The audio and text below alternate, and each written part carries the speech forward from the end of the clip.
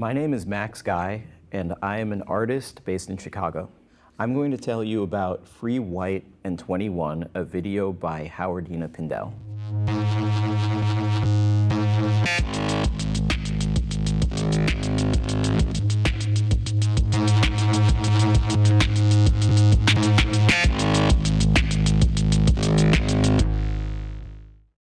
I think it's a pretty contradictory title, just given that she isn't white and 21.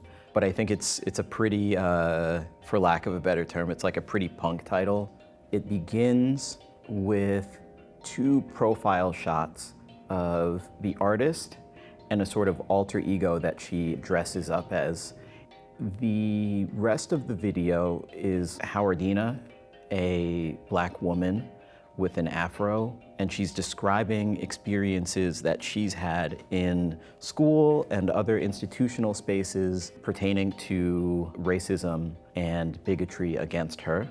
A minute or two into describing these videos, she begins wrapping her face with gauze.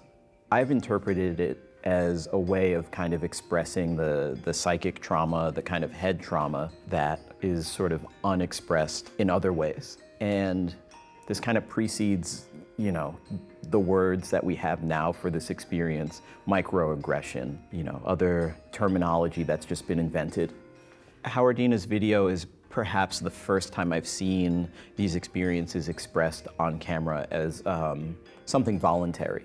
The video isn't another filmmaker taking Howardena as a subject. She is volunteering an element of her life and herself to the screen and to the audience, and I found that really powerful.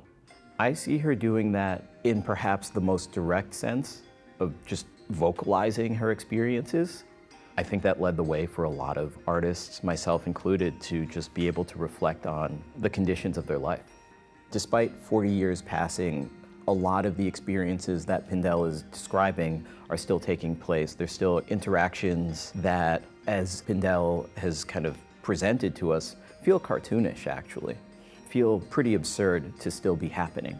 I always think there's value in kind of looking back at art history, personal histories, to realize that you're not alone in the experience, but also that there are ways of telling other people.